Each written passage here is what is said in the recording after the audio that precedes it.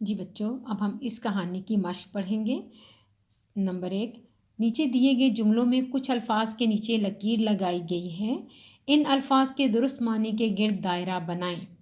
کسان نے اپنے بیٹوں کو لکڑیوں کا ایک گٹھا توڑنے کو کہا۔ گلدان، مجموعہ، دروازہ، گٹھا، مجموعہ۔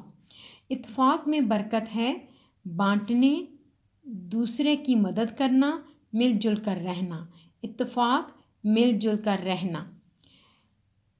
اے میرے خدا میرے بیٹوں کو ہدایت دے۔ رہنمائی، گمراہی، دولت۔ ہدایت، رہنمائی۔